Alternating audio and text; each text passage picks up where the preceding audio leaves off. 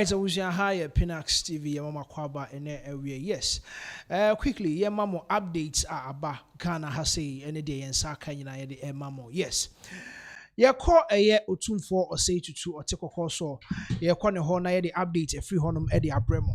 Now update a free ho eba and say you name say and che bia and President John Dramani Mahama after so share and say and I say or the two name say what with a mediation process bema a year kusasi for any mampusi for or more ewo boko and tokwa over 40 years and tokwa aba no say say or the mediation abewi and up obia ne ho akobo mu asese amanfo dodo na metimi aka say sebi omutwa bi ede bono eye domahene osagefo agimambedu the third another second, yes.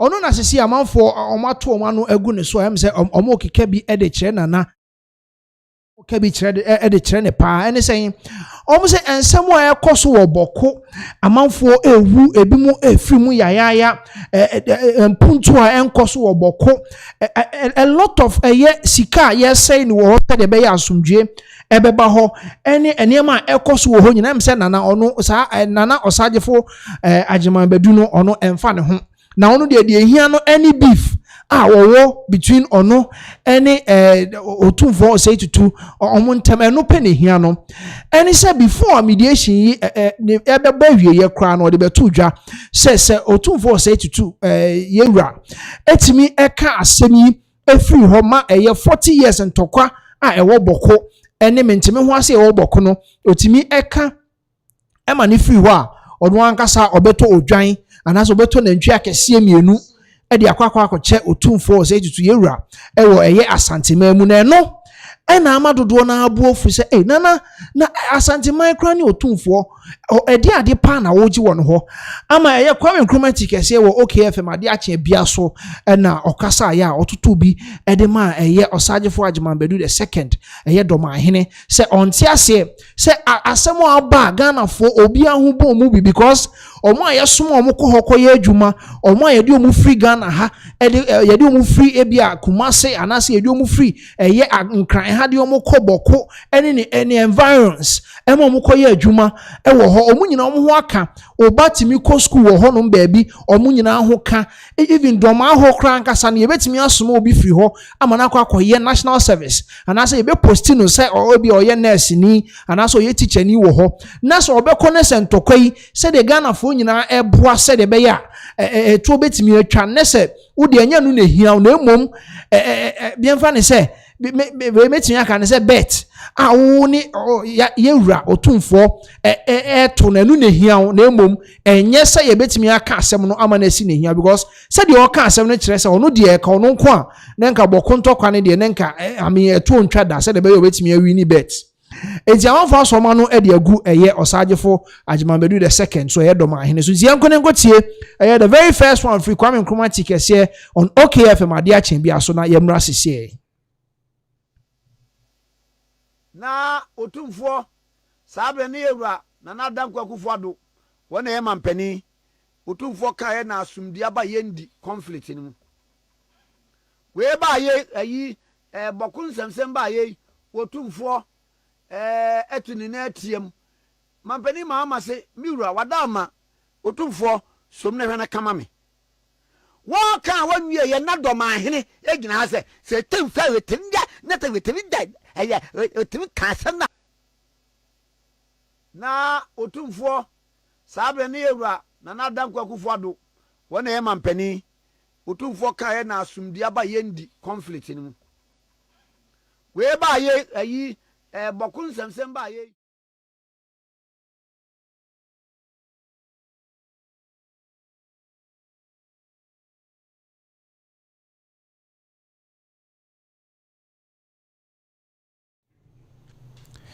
all right enti you saw the video no abremo but yetie nsem no said the air corner I mean a lot of people were talking about the fact that said national issue kese na obi ahobon mu bi obi ani abre say yebenya asumdwe ewo esoro ho no mama obi aho atono ama sesi ekra ne ate say President John Dramani Mahama we try about 1 billion Ghana cedis say yemfa nkoye developmental project ewo ho na ye try say e be ka asem no na ohene mu a wode wano atom bi na nka kan ye okra de nka wo ye high court judge o sesen ka kan ye kra na nka ye hu se won so asem ne how na se wo be kan say just because oni obi we wakwa ye no ye fa say chieftaincy beef and say kinship beef so dia eti enko ne ntie eye Kwame Nkrumah kese ne nsem o kafa eye do ma hene ho ye wi ani aba beto aso de amamo na te wetemi dad eye otemi kasam na me ma nantwe mi no ma no otwe mi ensa Obama no otwe mi ensa do ma hene Obama otumfo otwe mi ensa na wo ama ofui ensia Okay, FM 101. Abwa no yi ojam fra ma basa no eti tese bokun sensem no a na ekoso no do ma hene ya fa ho na munyina ma Ghana obi ate won waye din so otumfo kankura na anya yi a eye de wo batnya motumfo na ntwie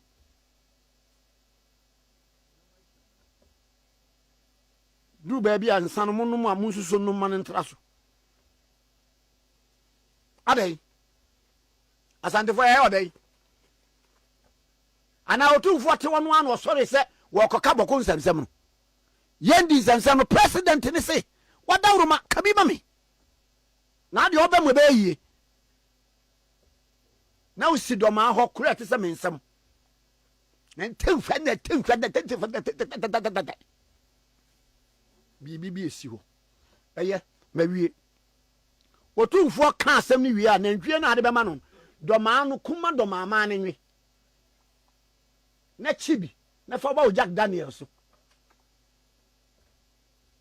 adai eti nipa ye kum wo mo oboko no do ma hene ya fe otumfo ntimi anka fa ho bai sa ho ya o se de yin o se dam o yenim oba bi mi mo che no bia te won waye di ye ka asem na wote do ma ho asa wote yin tutu jegum what is that ayasem and obia ntimi nka bi nkyere wo kyese wadwe yo se woni otumfo nya woni asantema na nya woni Ghana man na nya president bi aba ha waba domada president be na aba waba domada fa so yeso asma make me say fa so yeso adai asante ma yo dai ho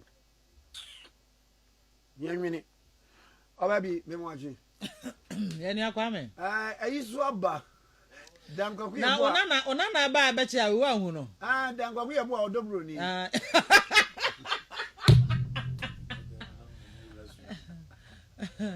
Michi amena na no ewura sunsum wante ndu ahume akom na ba anya kwaku sembo wa ebufu bokupa de we esitie udi wanse na chi ababiru na president no akodwa ato otumfo se mesra wodi e onananom ne wo mo uka bia ombetie na esiga otumfo ne se Okay, FM 101.7.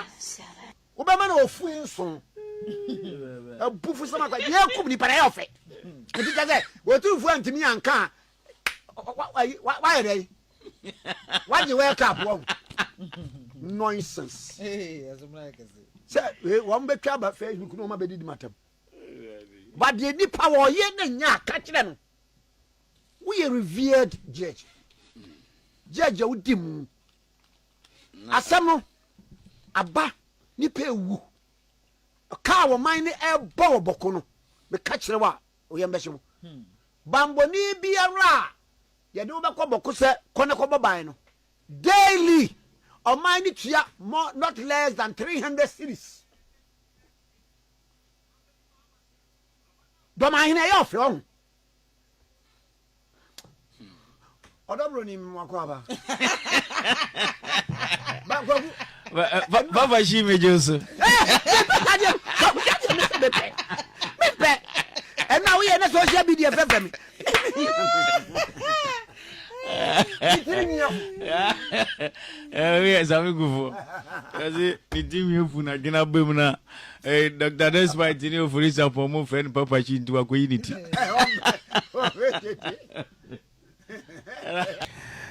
All right, that was a year nkɔmɔ a ɛkɔ so ɛwɔ ɛyɛ ɔsagyefo agyeman bɛdu the second ne nsɛm a ɔde to anaasɛ ɔde bɛto dwa about a year mediation process a started here this early this year na otumfo yewura ɔte kɔkɔ so otumfo say to started here ɔde ne ho gyi mu a President John Dramani Mahama ɛde to n'anim sɛ ɔmoa na nkasa mediation process no yɛnwie na asomdwe ɛmra ɛwɔ ɛyɛ bɔkɔ ɛne ne mpɔtam ɛno ɛho asɛm na ɔsagyefo agyeman bɛdu de bɛto dwa so otimi wie a ɔde ɛyɛ nantwi akɛseɛ mienu ɛbɛkɔ akɔma ɛyɛ otumfoɔ ɛwɔ asanteman mu nti ɛno and a lot of people were talking about it na ɛma ɛyɛ Kwame Nkrumah kɛseɛ ɛwɔ ade akyɛ bia so wɔ OKFM ɔno so ɔde ne nsɛm ɛbɛto dwa na wote sɛ na ɔbɔ ɔdɔbroni yɛ to ansɛm no so de amamo a former Adentan mmarahyɛbadwani ɔde ne nsɛm abɛto dwa ɛm sɛ sɛ deɛ he set to be the next husband for Odobroni. And saying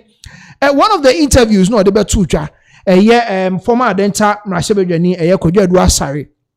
And the betuja say, Omuye yeno after Daddy Lumba ewechi ne and sensema ekosu nyina ohwe hawa na Odobroni aye calm no woni nsemu any hawa ni posture anytime bia behu no TV so and I say ubehu no phone so hawa ni ho efe pa eti eno ne ensemu a former Adentan mmarahyɛbadwani Kodwo Asare de ebetuja say dey say Odobroni man ho kwan na udo right no okomu wie em say afi ba ko se saying so 6 months o so otimi komu ehia na say okakai na ni say opobi no asane na tena em say oye candidate enti we bi na pono to ho say yes indeed Kodwo Asare former Adentan mmarahyɛbadwani e da betu dwa say Odobroni man a chance Priscilla Foyeta e man a chance na onsesa ne din emfanko Edu Asare wɔ hɔnom tie no ɛna wɔ screen so a ɛkyɛ sɛ former MPI's marriage to Odobroni after Daddy Lumba'S widowhood rights. Entiano ehon nsɛm no say in a morning state following the burial of Daddy Lumba, his second wife Priscilla Oforiatta, popularly known as Odobroni, has become the subject of admiration from former member of parliament for Adentan Kodwo Asare, who said he is unmarried and open to marrying her after she completes her widowhood rights. They say yes, Onwangasa in fact, we'll give you the video now on Wankasa etu nanum tuo na okasa yes indeed on one warrior or the hokwa enti se Odobroni ewie ni bibia dia na say we are set say ebia somewhere June July mu ho ebenya aware ewo Ghana ha say am say nyina ye be kɔ ne akɔbɔ ye ni akɔnhoma enti before that no ye be kɔ na yakwa akɔtie former Adentan mmarahyɛbadwani ne nsɛm a ɔde to dwa about Odobroni how ɔka nsɛm no how romantic he was chale papa ne ni abre say onya Odobroni a ɔbɛware no ɔse ɔbɛboa mpo na nka ne mansia na ɔne Daddy Lumba awu no ɔno akasa bɛboa no ɔma hwenkra no akɔdru baby ɔmbɛso mu dru bia tie nkɔ ne nkɔ tie Kodwo Asare former MP for Adentan ne emra ne meto asomfa mamo Odobroni no ofel Odobroni challenge she be brutal lady brutal pa obi so do say me worry and now me a single. Yes, still single. Is it single and searching? Oh yes, owie kuna no pa na say or share. Oh, Charlie, I me candidate. A huge candidate. Charlie. No, don't go in the whole thing. Obi, Charlie, she, you see, people have a whole lot, and then we share, we go find the picture, small girl, and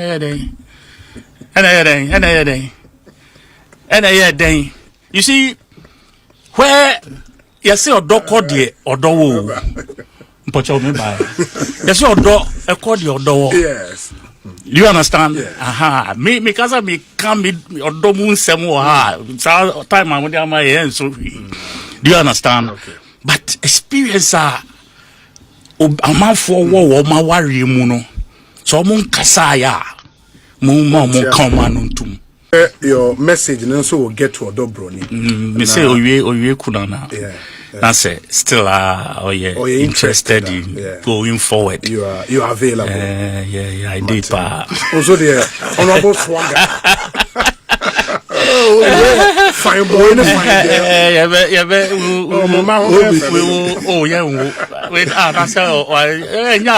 we'll help to bring up the children. The daddy Lumba legacy to wisdom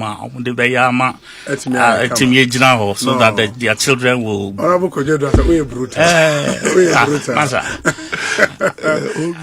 Yes, Mrashabedwani, former Mrashabedwani for Adentan, ono ne nsem kwadwo adu asare ne nsem ne de kotu dwane. Yes, or say ideas ne wo ho a betimi de ato adade Lumba legacy ne so.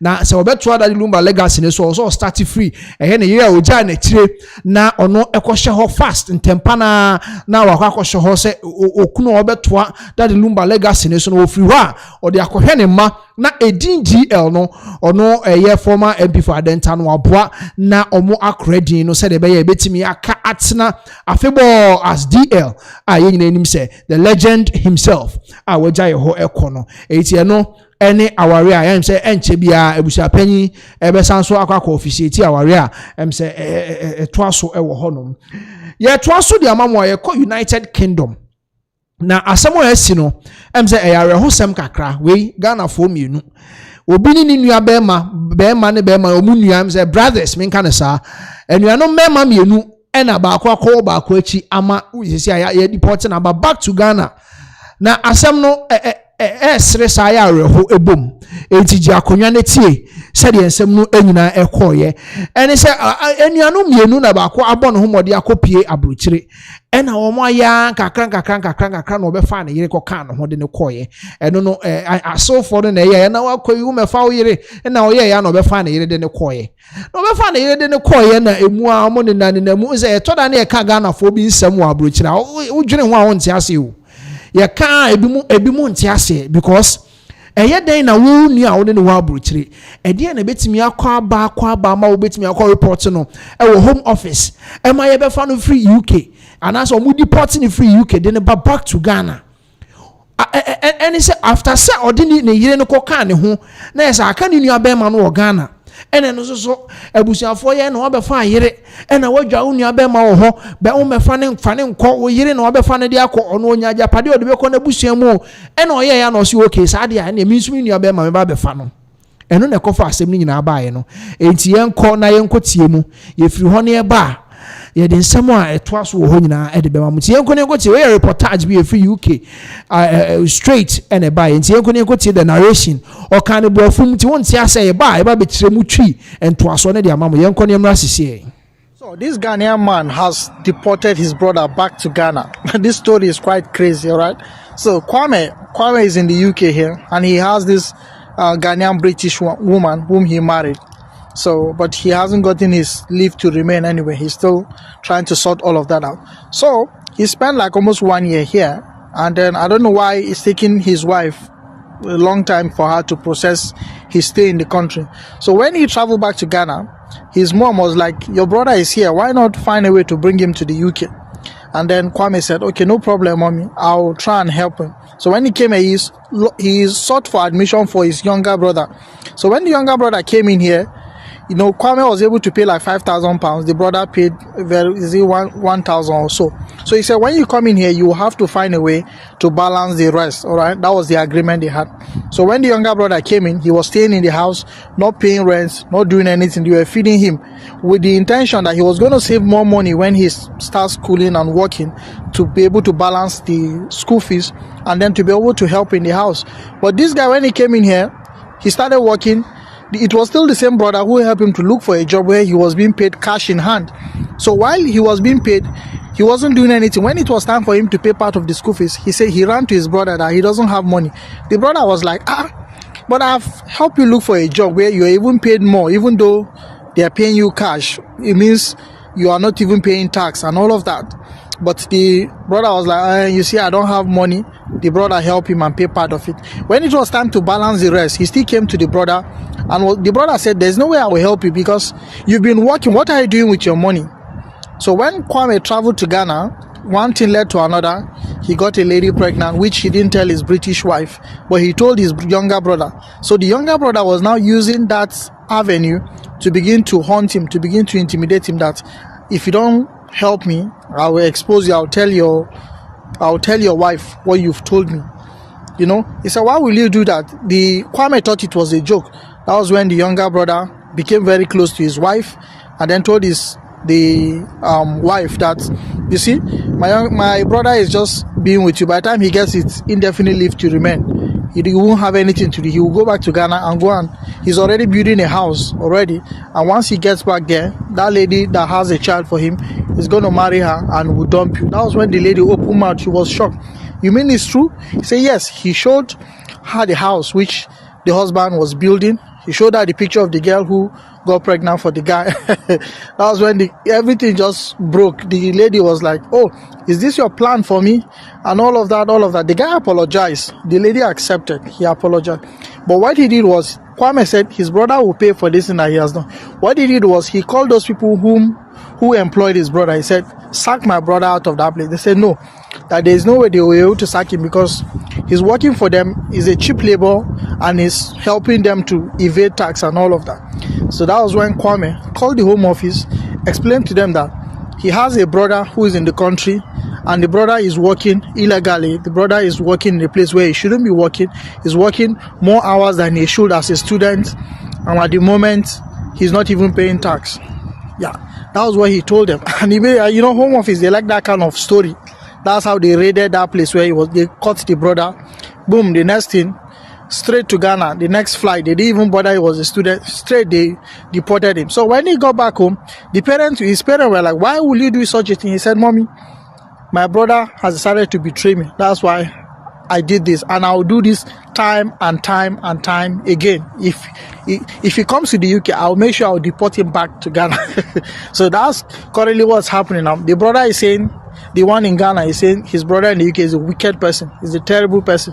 Why will he do this to his own blood? But he didn't take note of what he did to expose his brother to the wife in the UK. Do you have any sympathy for him? Because this story is quite crazy. Do you have any sympathy for any of them? Let me hear your opinion in the comment section. All right, so that was the update. If we United Kingdom, and we are no we are to and we so to and I'm a deportation. Abemwa, say the new penny say or by UK 20 times. We make sure say be deported 20 times because of a year name or quarter to the train wife and can the wife numpo and then I'm the so man can new penny and the paper so or quarter to watch and the new and bag Ghana no or new be a benyam. Ama sisi o si fie kra wo hono ma owie ya de wanyem no kwakotene no no so movie from UK na kwakotene se ne no ano no eno ene ma ni nua panyin so report no ma tax officials a omo ehwe ma ye deport no back to Ghana be hu samanfo ye wow comment section as asem na bo mu pusa yes ye to aso ne akọ MPP amanyokonum Emre bi Kevin Taylor de betu just say ebedu 2028 election de na mpanifo na so maka be for pe Shalem said the eboboba no yehu because you are what starting ebem any saying Alex Tete na oka sisi de meji aka say na oka Kennedy ohina Japan the communications team na omo de campaign man no meji aka say na Alex Tete Mr Alex Tete na oka ho bi na oka ho omo nyina ye campaign koba ne ade no so won ti ase say honorable Samuel Atachia akodi konkonse bia na so waka nsem bia fa Kennedy Japan ho a ensem ne nya no kre because asem honorable Samuel Atachia akasa kan no onu dane asem no de ababa begu honorable Kennedy Japan ho fin because ye drew campaign season mu enti ono de on ti ase ne de obeye de na obeye wakwakoto odwan otuadua fita baako aje ho snap ni nkosua astati afrefre nsuo ebi wotakwa achema mu ho angasa Eastern region ho aso nsuo ewo ho nyina bre mu nyina wafro mo de omo abodua sese asema honorable Samuel Atachia eka no nukura nim no beso okagu ne boss honorable Kennedy Japan ho fia ene wafre nsuo yenko te Mr Alex Tete ni dua ba wabo because ensem no ehu pa ono ankasa ni dua wabo eye samo atachia ono ankasa eye MPP fo o de yenko na ye hwesa video ni emra sisi. All right. Okay, let's go.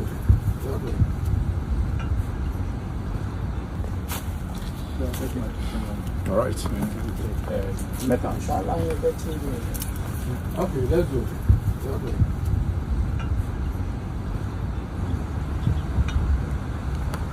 What's wrong with your own phone? And then, hey, I want that. Now, for me, friend, and your money. As I see, I'm saying, and that's my you become here. Now, you have to reply. Jina hey nsem air cost to the man jina e di some friends the audition e wo chime ayakasa the audition e wo chime abna brim mi che won sa sanso e you Christian say amamre eni amane enya ba ko and then the first time enya 50 years then the first time am dey sen go for e isa paye. And then the first time, the woman called Bosom Sudan because the Christian woman, so from whom we are, the Google Future say, I don't know, yes, I bet we are we a mamma and a man. Ain't here, mammy, yes, I say, the crew man, you pay upon ya, nor the Bible Catasso. 1990, the friend in Shubi, the friend of Patania or Takwa, the Thomas Safro. Ain't here, mammy, to suffer Patania. A brand brew, Robert Shina. The summer. Watching him, Eba, attaching her at the amount where this year, oh, watching her, Kunyana. Call no crying the idea, the center for your payment, Nantani or bar, Tina and Sank. Summer making a young tro and American a dear two attaching so. And I say you were Kennedy, I can't summer a young tro 2016 say, Ushiano, a war, Heathrow Airport. No see with TV so I'm on mine who say Kennedy Ejina flat better. The Bia will be happy.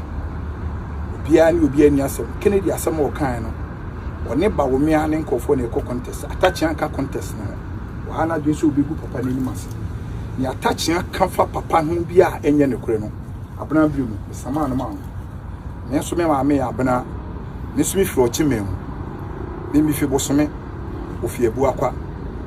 Say asoma making say nyane kure me kitam kwala me ma mienu manum kwala bi oye me moje bia e do mo mamo na satachi anso dim sasema waka no eye ne kure e na o se nyane kure ne ka na aka ne wogu nanim ase a atachi ka bi obetina mu bia no abran bi mi sama ne ma e ma chia ne ma ono ankasa be bi ona mu bia moje ya mi twade agu because of atachi.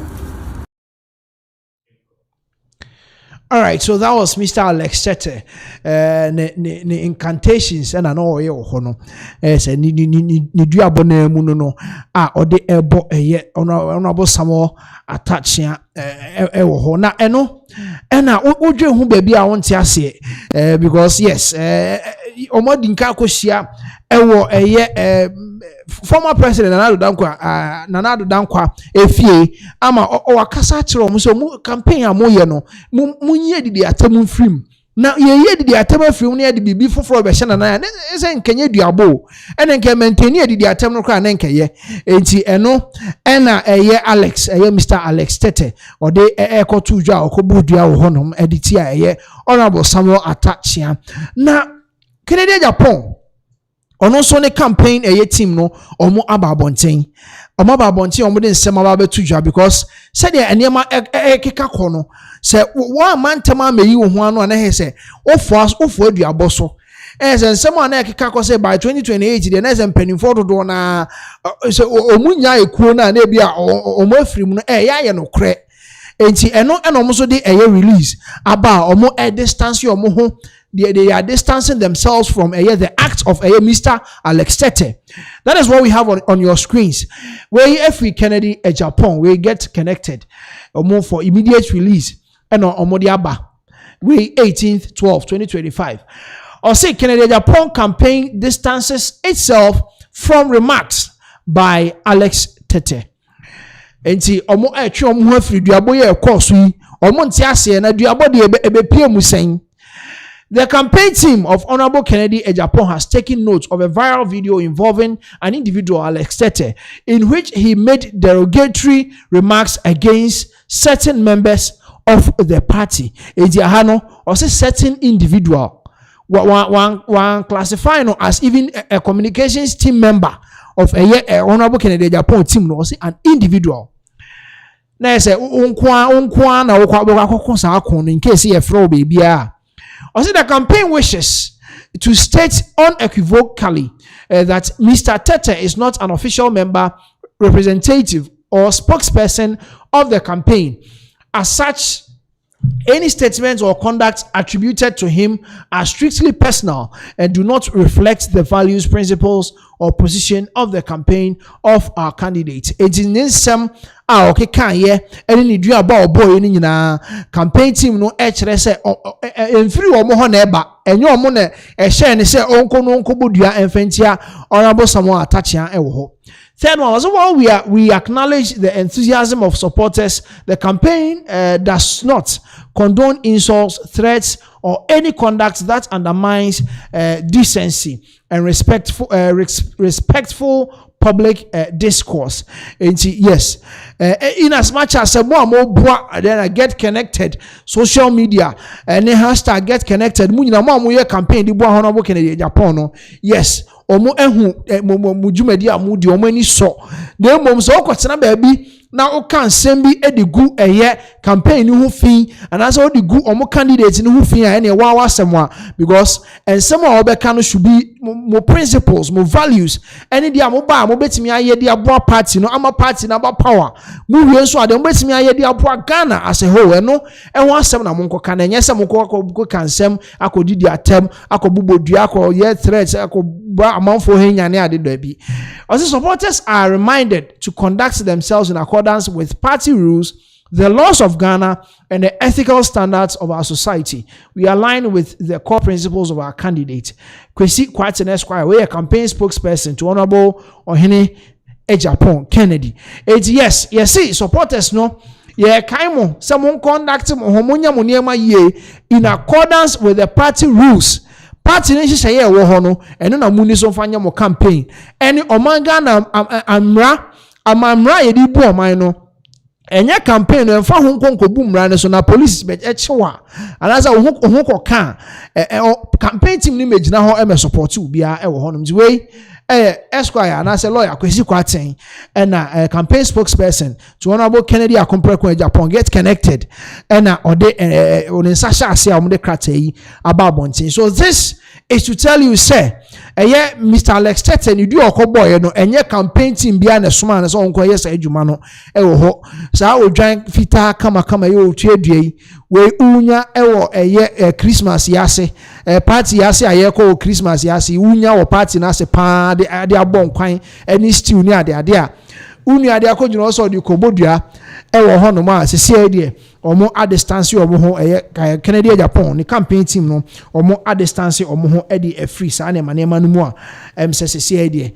se nani so ada ho wan e de amano wo ho ye to aso e de amamo 31st January ni nim se osukokoko amanyoko no omo ekoto aba na omo eji memfa ne se flag bearer Franka Tuni a obedi party nanim ewo 2028 election a yebekọ ewo Ghana ha no na a lot of opinion polls akoso info analytics omo de eba NDC for mo so munya hwan na nke emfa ne mra NPP party na ankasa so hwan and the delegates ne person motoma no na ukokumasi a some radio stations be almost start your opinion polls where your phone in ofra no a kire de obeto abama no na ukohwemu em se Kennedy Japan lead say delegates na frey pa de na se Kennedy Japan as we speak now no ono lead and the first opinion poll a yede be mamo ha no aka ho ne go through this particular post and I say you want to say we about to almost start air to ewo Kumase.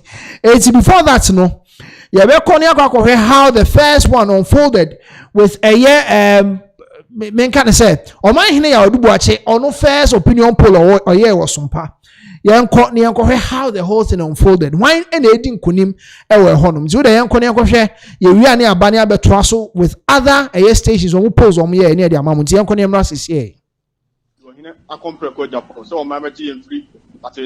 okay. Hello, good morning. Good morning, Wayne. Yes, sir. I'm in Tiano Pay.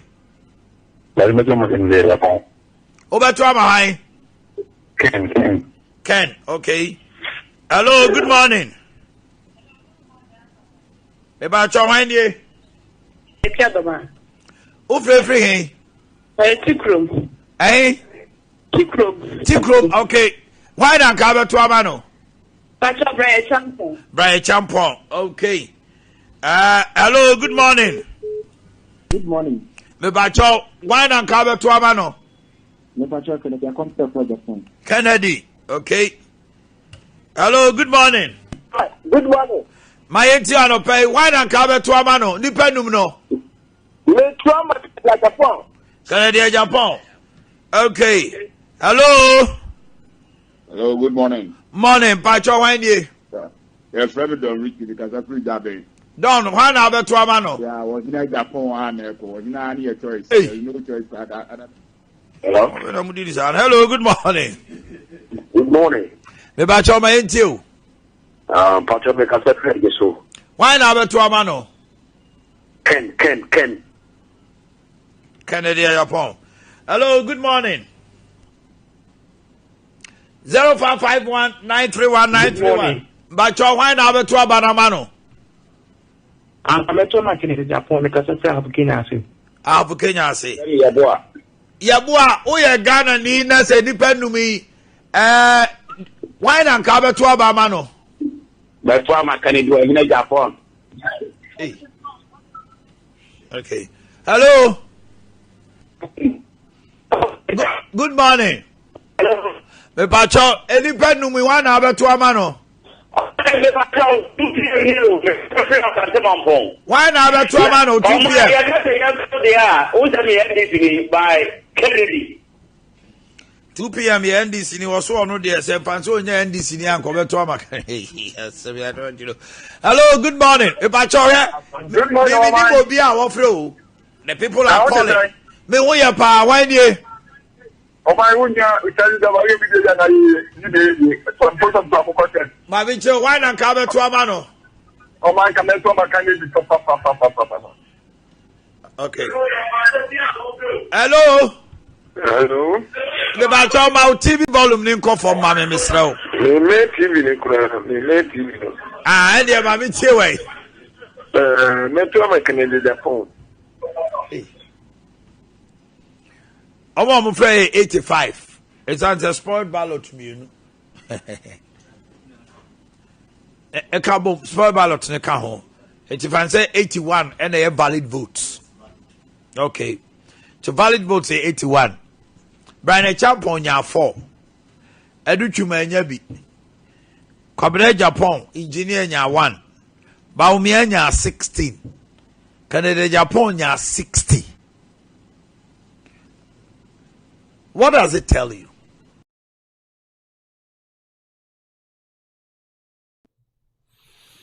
All right, so that was the first poll I call share. Yeah, what you say?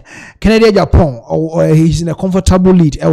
See, we'll go to the next poll. Yeah, but now me anga sama ya me ho returning officer na makani nyina bom ne ehun se hwan na ampani ampa first one dey Canada Japan o lead nti yanko the next poll eno so omo ye ewo Kumase ne emra sisi ye ba makeka ne nyina bom na me dey amount ye odin kunim ewo honom nti yanko ne emra sisi everyday people say Minya, enipa efreye no edun watwe 18. Yes, enipa 18 the freye. Emu 9 say ombeto ama Kennedy ohine Japan.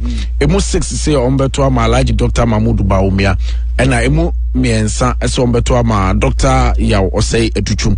Eti nipa dun watwe no Kennedy 9, Dr. Baumia 6, Yaw Educhum 3 Dr. Brian Champon ubia vutia anka so beto amano ena Kwabena J Japan so bia anka se obeto amano ene the first time ya start ye di kan was na Monday ye kan ye say week mu ye besa say hopefully nyame adoma next weekend so ye be try say ye besa aye so say abato no baba no we no ni nyina egu so because delegates no ye di packet we bi nkofo ena e beto aba no enti nkofo e ka bia kire wo mu ne wo mu so ebi so wo tia e beboa eni nyina na ACP nti kwa me ye betimi no honorable Maxwell asa say na ya bonkomo no okay honorable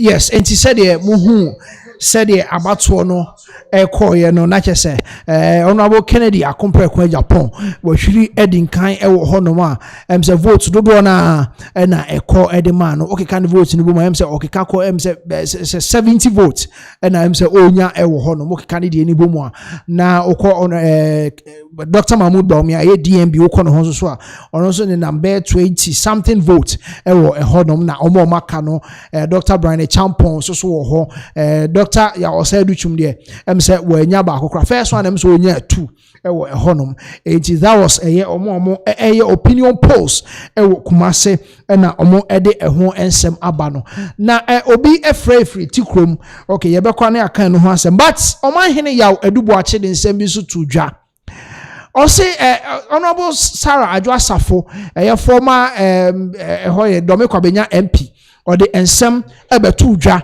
and onu yo huni senke ni kwakra se ma me ne kasa. There was a time I mean obi din komo no sing omo ba bonten se o senke enchi omo nhye dem na yenkochi omo ono no de ohuni se eyenyansa kwan bi so a Honorable Sarah Adwo Asafo former Dome Kwabenya MP or enyansa kwan bi so a offer so de campaign e de ama me van say the former husband na say the baby daddy na enye campaign bi no oyama Dr. Mahmoud Bawumia enyansa kwan e na onwene ne nsem no se de be ye obeka be wie no ase o ka ma Dr. Mahmoud Bawumia but utena se na utie nsem no mu ya as a campaign ya no oye de ama ne kunu yenko tie e o man hene ya odubu ache ne nsem o de tujwa about only views about Honorable Sarah Adwo Asafo ne nsem o de tujwa as a campaign message o de boa Dr. Mahmoud Bawumia ne nso ebi mu hunu differently ne emra sese Yebe bia hobana tum. Nyame anim ne enra no metie asaba ku bi ma menka. Na metie Adwo Asafo. Adwo Asafo meba. Oka asem bi ma enwumre me da wono ma na mse Independent bi say na ji obi on ne wo ba we want am say okay. Ma me hwe asem no. Edi asemwa Canada Japan mini no on pay family and friends my deputy majority leader my procurement minister my gender minister I just have asem na make you enu ntino me masom na se Canada Japan mutu abama no a oba on family ministerial on my ministerial appointment because on pay family and friends. Okay. But sitting I'm saying if this is what a woman who has had 2 kids with a man who has warmed his bed for many years is saying there, then they can Japan papa. Because Ghana, I never kuye pa family and friends. Yen nyina kai so bo edi bo na nado. So oso na busiafo mo mo bobo o man no to ema ebi medu ma bi asante be di atuo nyame empe bone enya anodua ya de ye stroke Ghana fo bi bose me bo ana ebi mo pe gabi asori chida ko kenofori atakwa de ye penasini asini bo so de ye see Stephen Abo obabari jo mama ba ye party ni mu akwa nipa ni bi nwinwi se wa masremfo post dodo na wano so as a family and friends ase ne cousin we wesi we free wa ababa we your friend say Muktari Bawa me boa Muktari Bawa ni kunu ni nuaba omu nyina ma omu post people are even talking it is a kobase obi see Openi baako on pair family and friends are. Jando. Say you know her papa. Oh yes. Eva chom mfreo. So na who so I connect. Mfreo kra wa. Na mfreo so. Me do mo mic no kra. Me come asem. Are you getting me? It's yo, edu maybe I want to say ya obeka say wo kasa I bring you be down. But you are rather even hyping the person. I realize that Joseph shouldn't have said that. Because by that statement, you are rather telling Ghana for say, Canadian Japan, Oba onye ketase nye proye emani nuanu medidi at the expense of ye. Why should you say that? Now this is what you are also to me busi asenti baumia or you sure say I just for a campaign amanwana. You are some no kind no de. Obeso say I say ana bibi ana hello. I don't pay your beautiful needs no.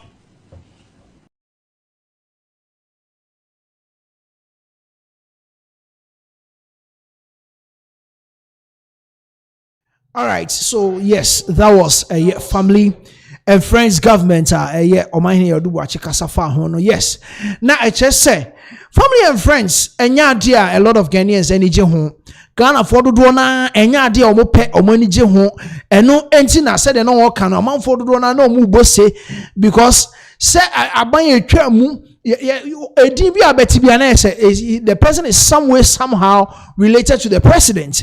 Edi bi abeti bi say nya ne wofa say na ye ne cousin enya ne cousin na ye ni nua enya ni nua na ye ne yiri nua na is an akonta we bebre family and friends and you know ehon sem no diko to dwa say Sarah Joseph on sem no diko to dwa na is person che say honorable Kennedy Japan also so family and friends so and you know oye related to ono no oba ban mu sese ya ono anga ne political career ebeba ewiye anesa enti ano ehon ensem na yekoya yeko etie enti yeto aso na yede amamo ewo ehonom. Yes, President Donald Trump caught United States of America.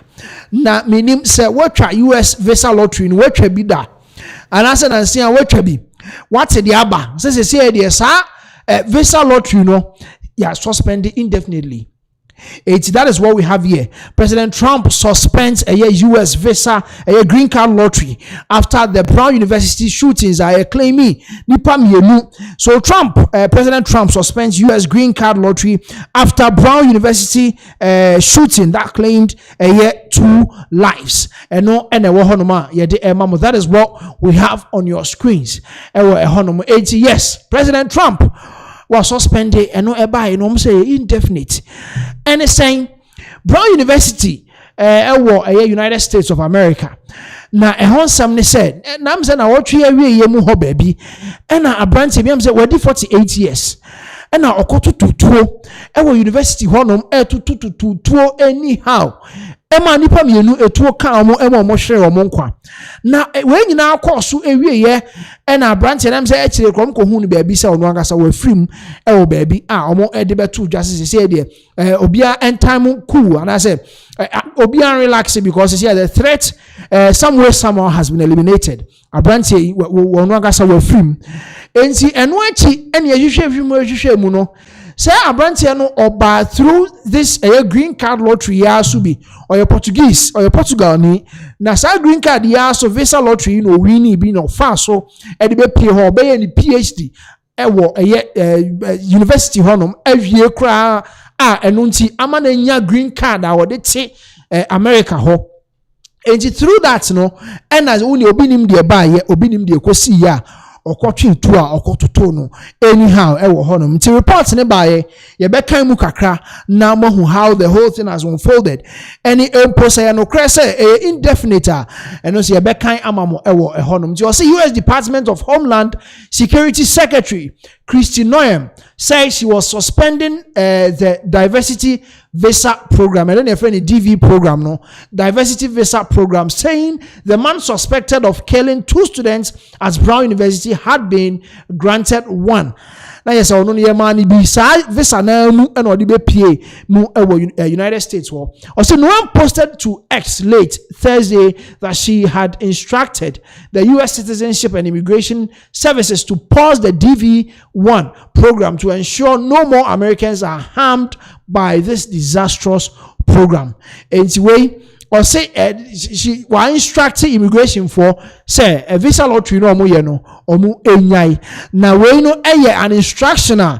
It came directly from a White House President Donald Trump and a instructed a Homeland Secretary no say making sure so be suspended visa lottery no and waiting on also forwarded the command a immigration for Emma omu enso etwa so omu so suspended on 13th December 2025, 2 students died and 9 others were injured when someone opened fire at the physics building at Brown University in Providence, Rhode Island.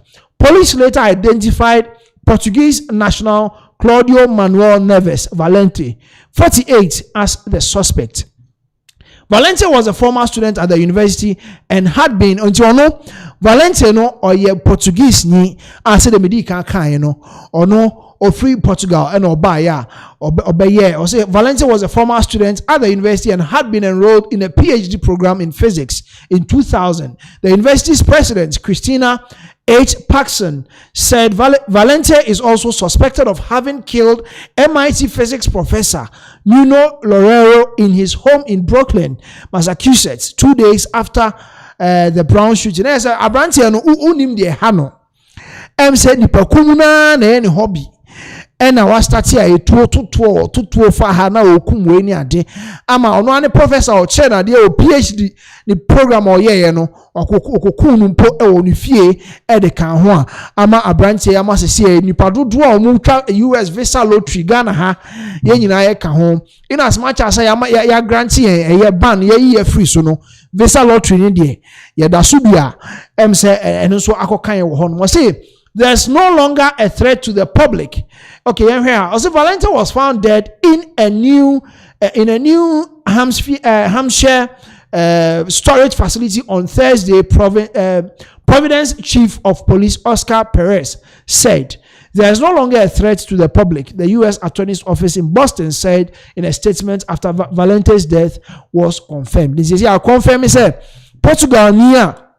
And I'm so ye twa American visa lottery mu a okoto tutuo e wo Brown University e ma nipa mienu fa mu hwere mo nkwa nipa nkron so so aprepra no abrantie no aka say hu se wa firim a ya confirm say wa firimu ampa. Now the threat has been eliminated. This was reported by the chief police of that province no Oscar and Edebetuja. I say in 2017 President Trump fought to end. Now is a way no on say it is abro pen and I say obi pen asifia akọ ntontom pen asifia akọ nem from ahono. You see in 2017 President Donald Trump fought to end this program following the devastating New York City truck ramming by an ISIS terrorist who entered under the DV1 program and murdered 8 people, she wrote on X. There's a Homeland Secretary saying, in 2017 President Donald Trump wanted to end this program. I'm saying no one some crowd by say President Trump will travel lottery nim because ISIS phobia to talk nipa num at the track. Amu de verse an ya ka ko fa nipa so to ma nipa enum eframu ehwe omo nkwa. Engineer say hono no nko person oban no na ye ya omo katakata so because of international relations ni ade omo ye ya ama so tie na idie Oma no enkoto so mienu miensa enan bio. I say the diversity immigration visa program DV program allocates up to 50,000 immigrants visas every year according to the United States immigration website. The program is a lottery. Visas are randomly allocated to individuals from countries with low rates of immigration to the United States. And it's about the visa lottery. President Donald Trump reportage about say indefinite it's a say suspended and we be na all train say you bebo boni you bebo odi it's a report no a very sad one about affect obia ewo ehonom. Eti Ghana yenso ye reporting was so. Maybe we'll take us through how it was reported. Ghanaians reporter omo enso a reporting on this particular US ban. And I say suspension or suspended a visa lottery ewo ehono. Eti this is the reporter a free President Donald Trump hodom. Eba. I don't know if we'll go through yes. We also report how Ghana yansu report say this visa ban no ewo ehonoma, and also we'll see if we can go through. I say the United States government has suspended the DV lottery, popularly known in Ghana as the green card lottery and as American lottery, following a deadly mass shooting at Brown University that claimed 2 lives. So this is the report from Ghana.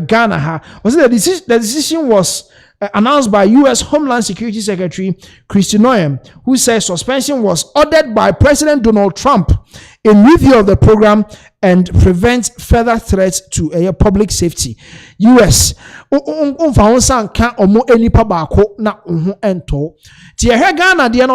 is among the countries whose citizens have benefited significantly from the program over the years, with thousands of Ghanaians applying annually, as many successfully relocating to the United States through the scheme.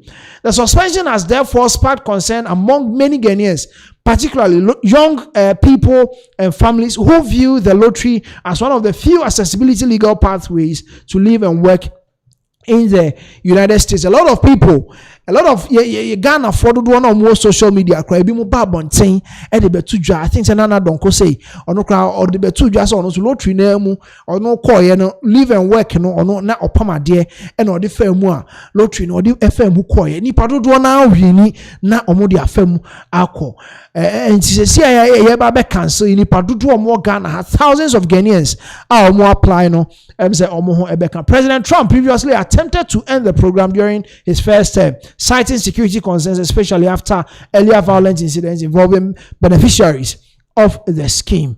Yes. While U.S. authorities, I had a timeline in one. While U.S. authorities say the suspension is temporary, no timeline has been given for when or if the DV lottery will resume, leaving applicants in Ghana and other countries uncertain about the future of the program. And yes, in as much as yes, temporal, it is a temporal suspension. No, in fact, timeline beyond my say be next year by June. The near say be atum. In fact, timeline be asa and from my inti. I don't know say emza no. Betu ma kwa chiri kakra, but ye bon paye say omo ebesa ebiatum. Loto hom paye. Yenhwe. Nyame be ni nyina de amaye. Ye to aso na ya sa akọ se MPP for no mo asem huja so papa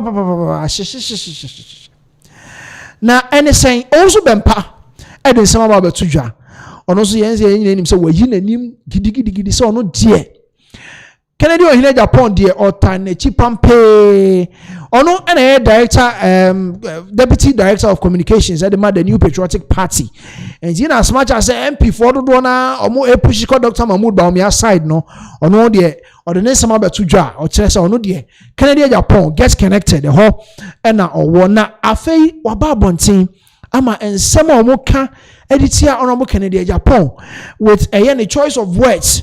How a bimu so odidi atem or use F word Sarah Joseph Nancy idea also omuma friends and family and some bebre and some of my count for a year honorable Kennedy Akumpre Japan or the some few minutes be a rebatting na a free honum and the Abekonia Kotie a Osu Bempa not in some or the tuja are all defending honorable Kennedy Akumpre Japan.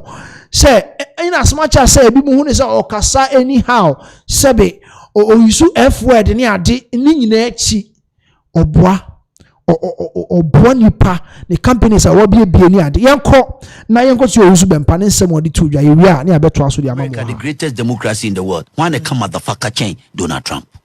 We should be serious. This is Ghana. Listen, this is Ghana. That's where we are. Where we are. That is where we are. Where we are. We cannot say our morality too. Tie mami kasa mchiro.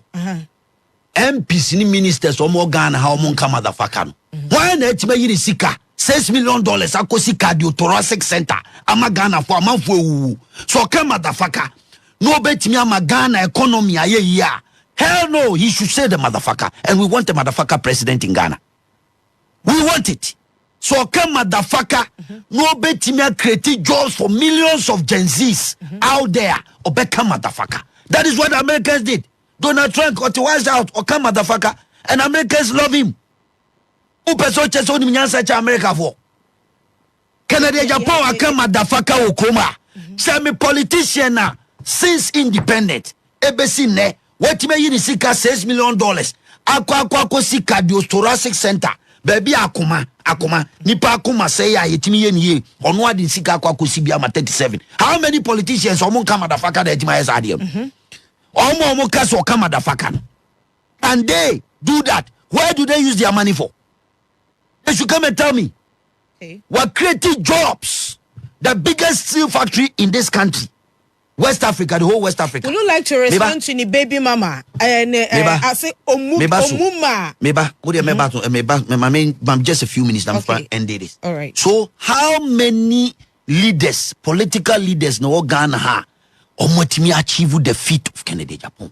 The philanthropical jobs are why, and then Nyoma why the biggest coal stores in West Africa or media, any other.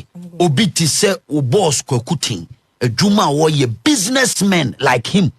Wakasen and Israel so bar businessmen like Wakuti should be given the opportunity to make money to create jobs for the ordinary people. Ya try lawyer for, ya try economy, but the idea, you need to call against you. Or no buy or catch yourself or be pim pam economy now economy in ye. Area say na dollar need the Mirikase Hussein boot. No Ghanaian koshe de getase. A honor can de getasem. Etino Ghanaians want jobs. And then Mabunu had the brain drain. Majority of the youth from Free University, Benina, Obia Pejumayo, Kufuado, the free SHS by. We want to continue from there and create an enabler environment. Joblessness should be a thing of the past. Kennedy has the links, and he's the only one who can create the opportunity for the ordinary people. Etienne, Bibi Aye Baba Beka. As for me, Nuaba, Joasa for the idea, Evan Tunche, because men person can once only why? Because Sebu. Or we vindicating Kennedy Japan some American one.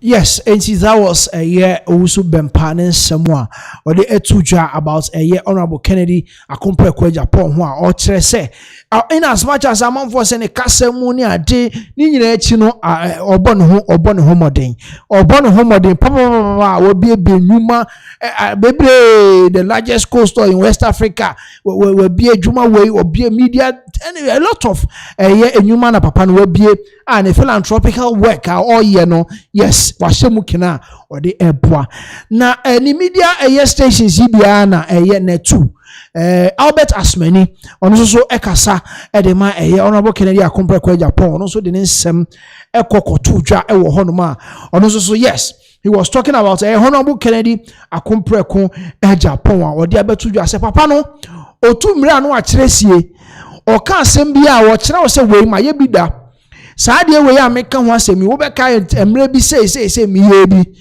o ka asem bi so na say enye hoda o kire wo se ebi koso se sie ya wo se nka say ni ena omoya no nti o kire se ono ena the best candidate going into 2028 elections and the NPP delegates muluki sharp na se monto aba no fama honorable Kennedy akompreko Japan Albert Asmani on Net2 TV yenko tie ne nsem o de to dwane emra sese.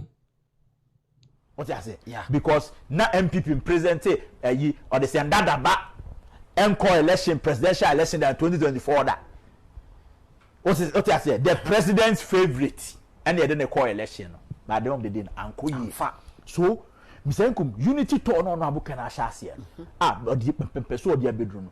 Very good. It is going to help the party. A bedroom baby no nipa be who say kene Japan see a man opportunity in temwa. Ankaba now ebi anka party na timi abie mu atre ne kwaba mu ama nipa bebre nya ho mfa so ba se de bia ya kan say achia na mu ye e de se abebu nyina enne na hwe ade baako a omanfo nyina no edwene ho no mo ka ho asem and say look this is the man already no or attractive outside your political party no or you attractive amount for friend mo tweno that's it amount for friend no Anna osanso ye obi a look at the message wey enra Imani Africa president confirming say look 5 candidates na omu nyina peso omu tu frank adema new patriotic party no wahwe benkum wahwe nifa epoe ne atoye wo obia campaign na oye but so far campaign na obetimi aka ho asem eye honorable Kennedy Ohene Japan exactly and look at the items are ode ebaye it tells you the man has message just say Mr. Group eya na ede eya kono eye fair because you see honorable Ken say the benefit bo me say otumire a wa kire osie na otumire no so because you see we are not just choosing a candidate say o medi MPP anim who person choose candidate Ghana for beden ebeto abama no it is a Ghana for beto abama no so a na bibi eden ehye won sempanifo se bi hye wanum a na wotu ya eben na bi nse wanum a ekom no de tu jama na wo faadi na wo yem kura na amen no akoyare but honorable Ken no you see in as much as he's a politician or say a business person now why a business for over 3 decades. It's when it comes to experience in the business world that you can't beat him. And honorable Ken in your businessman or no oti Ghana ha or no ABS sebi or then any share local industries in Oka or ya one. And near my own state of the art Oshe still planting or yeah. The first Ghanaian indigene our Rankasa only 100% owned. Ewa Ghana ha and honorable Ken or in Japan.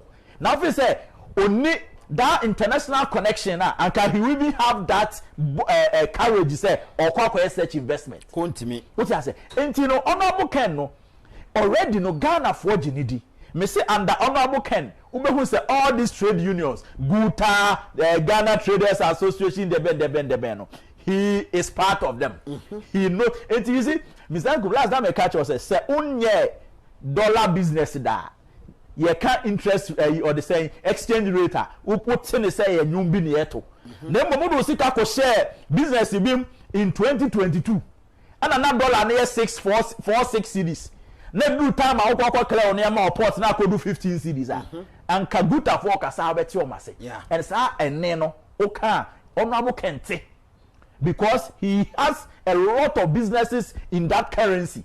Enti se obi ka se dollar na ekosoro muma yenti omo a obi nkwohye ba bi nkwocheche forest bureau for enka so omo no mo cause that problem. And for the first time so be mampani a ye baba benya mampani a ono ankasa no oman no eto na ye etua ma ya gidea ye japade no otua bi. You see se ope one of the highest pay indigenes and as citizens are omutua taxes ema abaya now na book no electricity go to on cold store electricity don't go there okay obia only the biggest cold store in Africa ne kwhwe bills are otua and he is not just the person or kasa in a vacuum or kasa with experience or kasa because oti obia oti okanshi ni makolase because that no me no me no jira hara na catch all pie the way na oya pampamu store enam street mu e ton tatra ne Nazareth ne rob it was ya boy bia ogina chiashi oshi obi ogina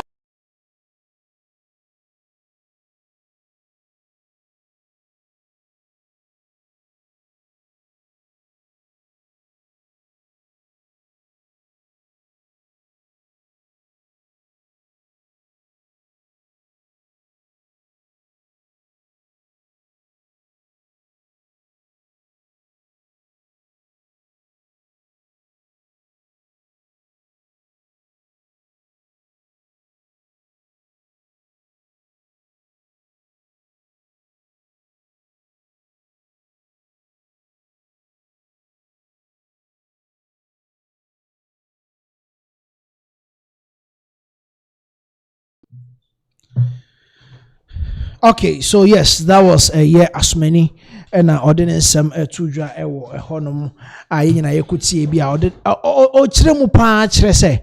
Honorable Kennedy Japan there on to say ebinum even on a national campaign platform so krano omo keka omo nsem said omo beso omo ye no ye be ni say na so ebe wi ache ne hojigu pe no omo move to another sector omo say ya nka ha mmom ne nka betimi aye na ha ne the first na ne ka ne de na ye di agront we Albert Asmani ne nsem odi tujwa about Kennedy Akompreko Japan ye court nsensemu kakra ne asaba chama wontumi enyina nim sesesi ade ono eka NPP for omo ho aba asem wo Ghana ha omo komudi court akoni aba omo koba ani oka omo amanfo de betu dwa se NDC for omo yomo witch hunting and omo tata omo eni ade na eni sen before na say chama wontumi ye chi na hona omo start here omo freeze na account be any personal account ni ade na won say ye kwakodi Broni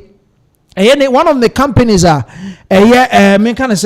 of the companies na odi adwuma Paradise Insurance Company Limited na almost accounts na ya freeze no ehun bi and some of the properties ya jeje ade free so na say ka wo say munje munenka at least workers yempe kakra mfa mo nti omo apply say ne accounts on my freezing ni ade the court on the petition court senka omumu anenka omu release aye account infama no ntimi operate say we wetimi atwitwa ne ho Broni na ne workers nso so wetimi atua bi mo kane ade eno na court ene omu ekopie mu omu free court na as a court atwe omu asem no e de ato nchen ba bi kra say omu empene ehene ha say omo ebe release an account na dey ama no omo on freeze account na dey ama no betimi aye mu adwuma yen konkon hwe chema wontumi before that no e wa ko hwe chema wontumi how ni dimi na said na etie e wo court honom ene aftermath no so ne lawyers interviews or more grants any ade we kwa tie mu nyina na ye de aba na ye nyina nim se chema huntumi ene na contact mining omo ehon sem bebre ena aba ebi nso so ye akwan a ye se ye tua ne ka ne ade allegedly ye tua ne ka ene ade ni nyina wanye any causing harm to the environment ene na contact mining no se concession no ye de ebia ye fa ne se ye man 1 acre yani betin no aye be 20 acres ho adwuma eno ene ensem bi allegedly omde abobobo na eni nyina ho nsem ye keka ewo ehonom a sisi ye freeze in account sisi ene nko request senka court ebe on freeze amana no atimi adi mudwuma ena sisi dem se court omo ante ase wo honom yenko na enkonko hwe how a chema wontumi how na ne dimi na tie ewo court woni ensamra sisi e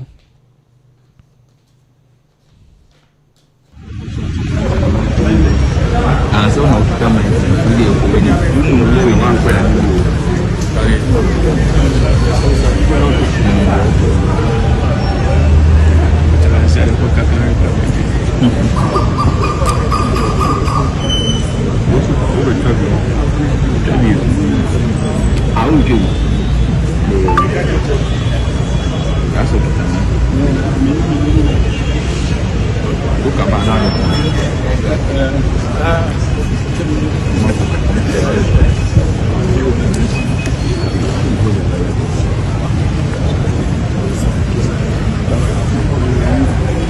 Also, good morning. Good morning.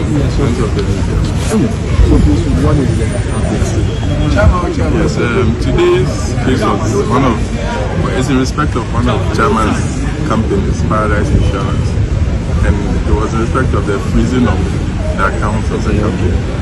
We applied for the freezing of order to be set aside, and it's been adjourned. So, adjourned to why? Adjourned. The application was refused by the court. Subsequently, we update to another. No time.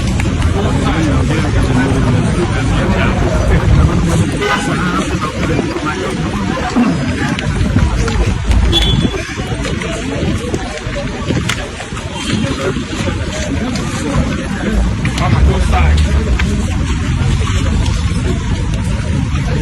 Go side.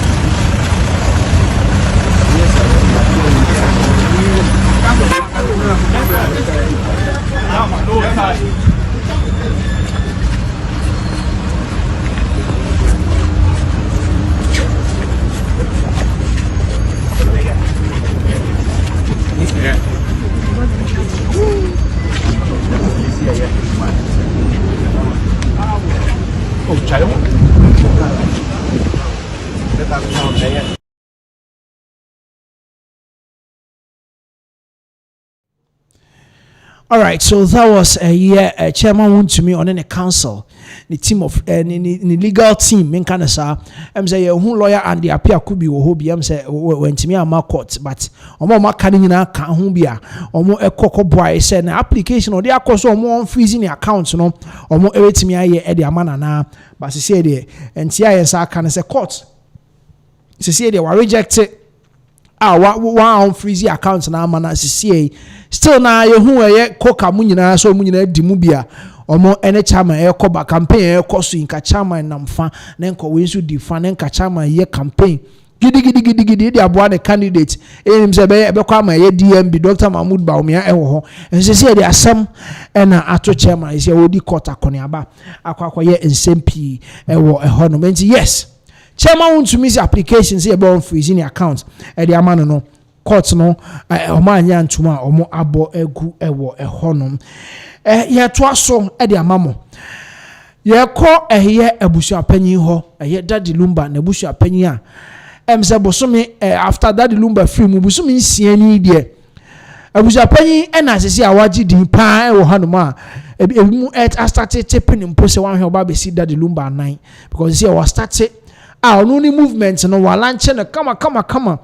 last Sunday, and I said last Sunday men kind of Thanksgiving service, the final funeral rites of Daddy Lumba the legend. Yeah, we are na abuja panyi say yes, one man to park in India. Wajiatum na wajiatum say ni dino or saba beti hu movement as say beam any shatter movement any sack nation any omunyina abusia panyi de ne de aba na em se enche obe release ne nwumu yenko ne yenko ti abusia panyi timer na ode air to dwa o announce say see the movement no wajatuma oba be lunch yenko ne yenko ti abusia na ya kan say national security me security for suduka suna nanga ko wallahi suna nanga suna biba yamu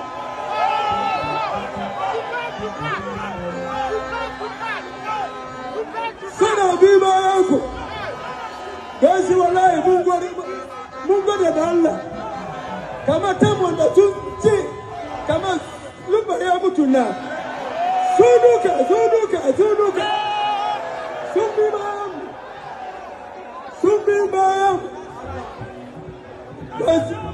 because of that we have the men. We have them. Na ama ya juma apura training tiasezo. Enti de ya kan sa do fa ma sha yina. Kumasi Adentan. Adi ama yero. Apura training tiasezo. Muto Lumba na makata mo ba ya adi anzo mo ba ye. Na me ba na mo se Victor Uswe. Kumasi foi. Wa mo ka tira wo se. Wodi Victor Uswe wo mate. Now see I'm out to back. And first was nigga. To what you and Yago. And to be able to pack no. And you know in your balance.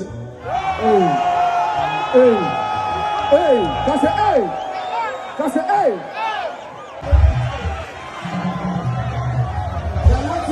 I need to come out in your lunch. Because then the number was surprised. Tu back now, you come. We shall not get as low. We cannot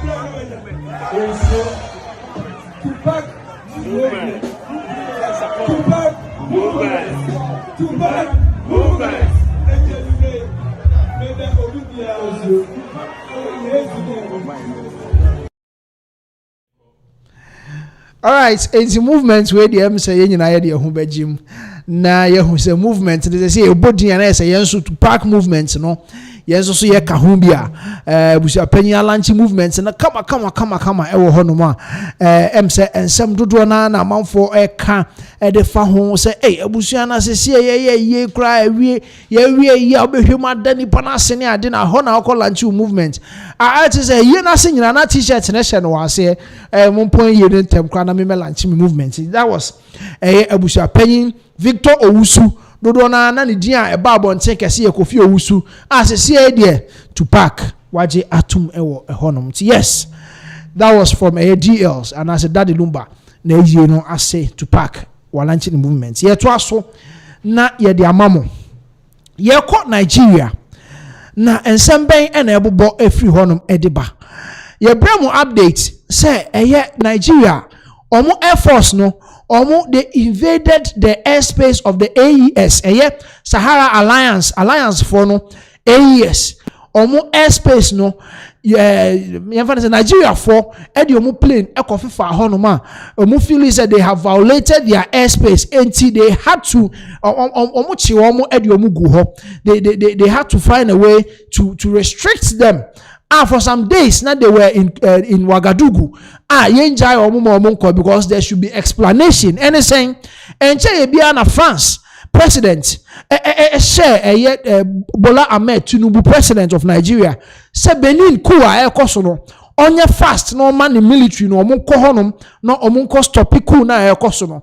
Enti na uobia ono France for no Ouagadougou anase Burkina Faso ku ni si ya na ye pam mu troops ni na afri ho nti na Nigeria mu troops eno na hwehwe aso no because president Captain Ibrahim Traore what na se anu odwe no say mu ko Benin na na ha na mu betwa U10 esentempa na omo grounding omo echi omo edi omo gu ho na President Bola Ahmed Tinubu or the diplomatic delegation akwakopiem ewo Burkina Faso honoma. This delegation was led by Honorable Yusuf Meitama Tuga. Ono lead delegation now di omukopiem ewo Burkina Faso. Yeti ya no msi a diplomatic conversation communication bi na ekoso na ni nyina ne se omukopacho. Say we dey sremo a mistake in a plane no ebe fa ha say. So President Bola Ahmed Tinubu has sent a diplomatic delegation to Burkina Faso to apologize on behalf of the Nigerian government for the invasion of the AES airspace by the Air Force of Nigeria. And yes, Nigeria for omo akwakopacho omako hu abeg ewo honum ama sese de enkomodide na akoso yenkode enkotie Honorable Tuga ni din eno Yusuf Tuga ewo honum yenkotie ni nsem odi tudwa na ye ba ya ba beto aso enso e de amamo ho.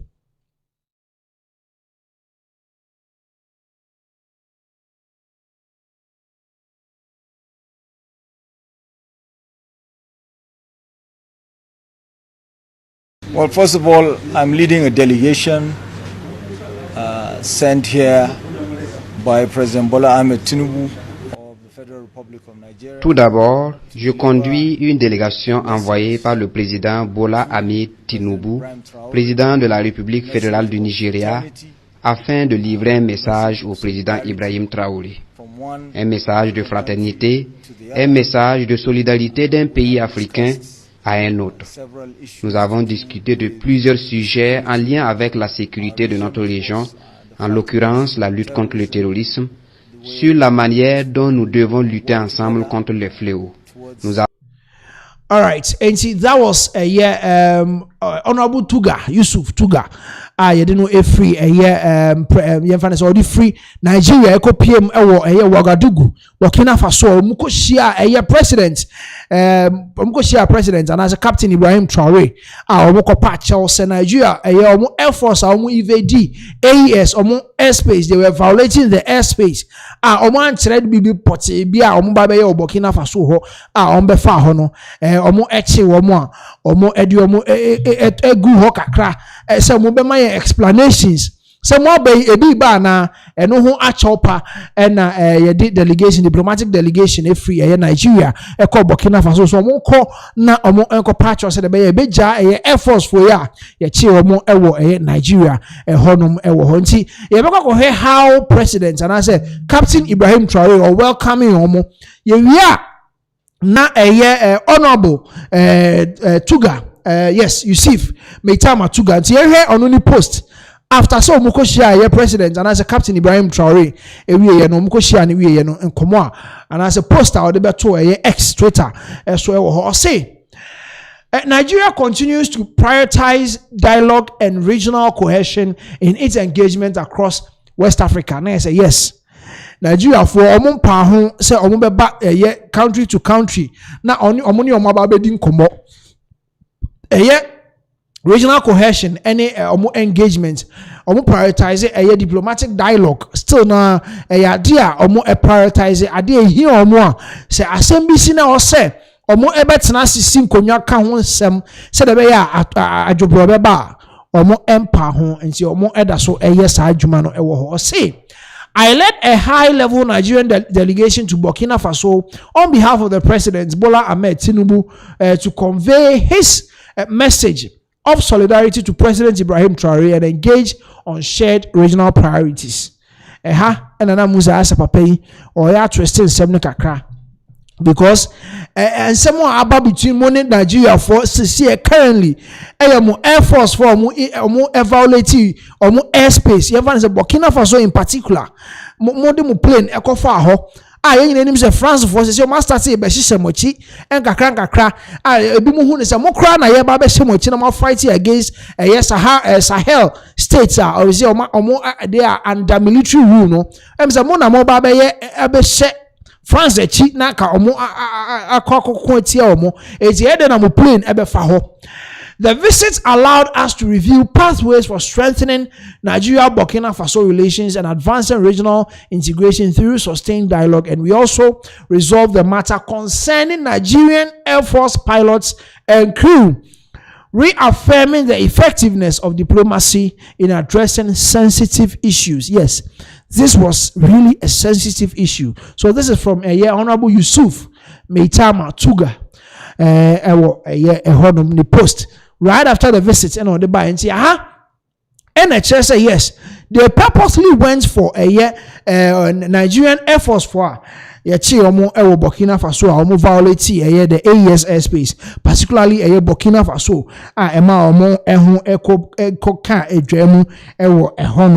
and see that was the person and as a nipa already Nigerian delegation Burkina Faso no ne honsem and and as in post right after and come on Burkina Faso president D we can confirm say Air Force for through this diplomatic dialogue as I fly back to Nigeria. And that was the updates coming from Nigeria. Now you hear how our president Captain Ibrahim Traoré or welcoming the presidential palace hono. And that was a ho and some and I de amamono and yes see idea Burkina Faso no meeting akasa say yes president and as a Captain Ibrahim Traoré after a diplomatic dialogue because now some no hwehwe pa honum how our France for instructed President Tinubu man call fast or call Benin or the army call Benin planes mienu na free Nigeria ba ya ebisoso free France ba ya call Benin started call bombe ho na enche bi ebeti answer the presidential palace of Burkina Faso as I say Russia for tie gidi because Mwangasa no US for etete ho wan hwe ombeba mo ho na se musa akoya ma Russia for so dani omani be hwemu a asem no be yehu ewo honom enti that is a year and someone a free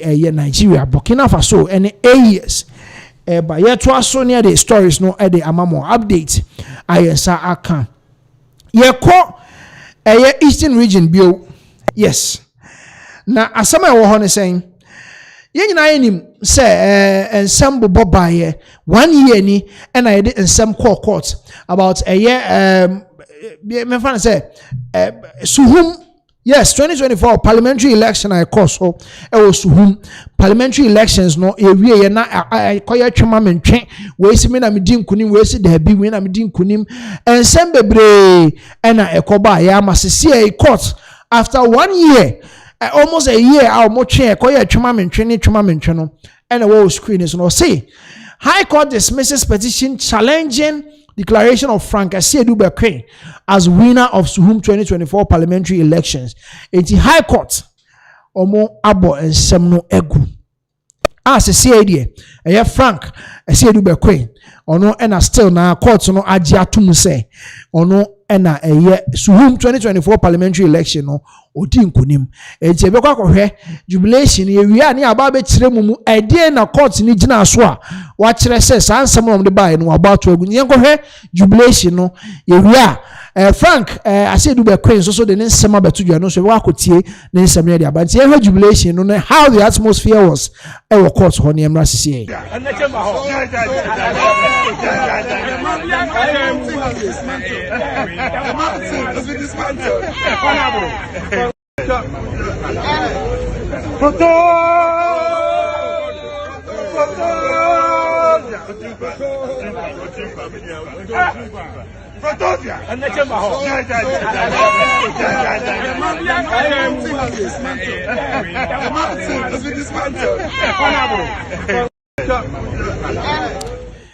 Enti uti protozoa yes na say eye Frank ase edu bekwe ni nickname no em so ye science enti ko for the high court and ensem you call so high court no abo ensem na to egu o kire say ensem na eye former MP eye Kwadwo Asante a ono no ogina mu ma NDC no ono mrashebedwani former mrashebedwani a watwam e wo suhum ne nsem o mo de boa no de ba court no em say enyina so bi anim inki sheda nimsa inki anko emunsem na omde ba enum eno omu gina so a omo ebo nsem ni guye esa bo ne ka 200,000 Ghana cedis ewo honoma eye eka omo ede ebo eye former Suhum MP eye Kwadwo Asante ewo honom etise ede protozoa wasanso afana konwa o ginamu esemra sebedwani a ginamu edema adehye omo eye Suhum 2024 parliamentary elections e course wo Suhum no still na high court for the high court ginamu dia ma eye protozoa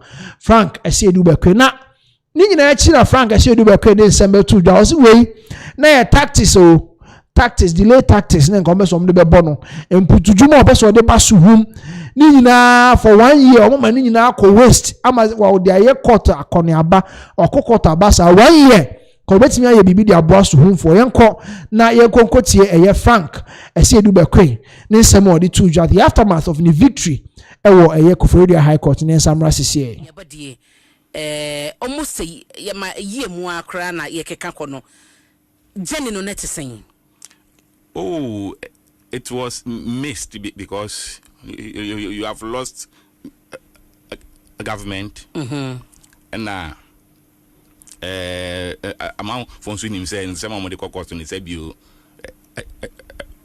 Ebola, or the back court to distract you. And it, you know, maybe there on the 8th of December, and I make conscientize me home. Say I'm going to battle it for the next 4 years. Inti me no adibi sibiano and family home. Even though at times program was maybe you have a church program, you have a organization program, youth programs, they have invited you, but maybe you have to send a delegation to go because you have to go to court. A distracted kakra. Yes, but so far I think that I've been able to blend the court issues, you know, and consequences work. So I think so far so good. It's at which point our court na proposal who say KCDA any merit any na so intibadin kunim. Oh, case, you know, from day one I may say on the court and I mean say case where there it is bogus at birth and dead on arrival. And a general confidence because about one you got to abano a polling station. You can a polling station. Obia agent sign. And on the 7th of December, soon there I can tell you, say it was relatively peaceful. Okay. And you know, me quality me figures we answer na me population center. Yes. Yes, I collated all my 165 because special voting there and not by on the collation day, but the 165 police station in there. Me collect every police station we answer. I knew that I had won, and so I make a collation center. And I'm examining the pink sheets, and so no, I did not see any infractions. Be also. But at the collation center, no, only say no, 8 December no, almost the riff raffs, vagabonds, tax. He for the this afternoon. Because you know, now they want for Bianco. My me. Naka me the big quiet again. Sanko, rem. But me, I thought this soon in Siambako. Or just say, the riff raffs, vagabonds, choice of words, tax. Oh, yes, I'm telling you. But if you are at a collection center now, a soldier fugu, police fugu, now ubia or number bia to me be bubu dan rema. Only pa kono describe anything. Riff raffs, vagabonds, tax, and no mobile collection center. No, say process. No. So yes, I see in taking the materials and the electoral commission for to the police station. It is whom presidential was collated, was done, but parliamentary no na akabe 30 police stations. And no say tax no, vagabonds no. Riff raffs, no, back collection center. And the materials in call on the 8th, 10th December 2024. And now electoral commission for free. But you see, in all this, the independent candidate, he didn't come to the collection center. First day, yes, he was not at the collection center.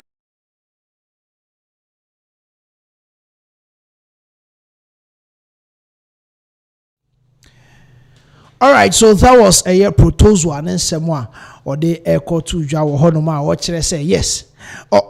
And name be brave in a course. I told that crowd, and I said they didn't seven be a share electoral commission, and easy. Now, Ushaman, some or Nipa almost send the almost for the almost constituency hall. A coya name a bonny or honey, I did do one papa or drinking won't cry or you baby. I want to say, it's no a proposal. Frank, I see a do be queen, then some more the two justices or no, and High Court of Koforidua or more agina tombs as said or no, and legitimately or no, and we need a yes to whom 2024 election now. Watch I say the former MP no, then some more Bob no at the back court honum no. Na say nyina so bia nim e wo honom nti nsem a omo e de etudwa e wo e honom no enti before I be call ye other stories ne so no my birthdays to be wo house am ye no quickly asana matoa so e wo honom. First of all me ankasa me boss baako odi ni birthday e wo e honom ene na ye papa e birthday Assemblies of God the regional superintendent, Greater Accra West, Reverend Michael Ayesu, and a papa birthday. I've worked with this man for some time now. Now me who say papa no, or any papa or a ho nc and a birthday. Nc producer the picture ebeto so amay ewo na ya hwe papa kakra ho na fine man ewo ho no ma o the din. Yes, yebeko na yakwa kohwe ye papa enso so ewo ehonum ene ni birthday ewo ehonum. Yes, papa ena edaso no ene papa a birthday nti ye wish papa happy birthday. Nyame ento wonkwa enem ewo ho onhye wadwuma no mu kena emfa mawo adwuma wo ye as a Greater Accra regional superintendent Greater Accra West no nyame more oil emra so ewo ho nti yes Reverend Michael Ayesu ene ne birthday papa happy birthday.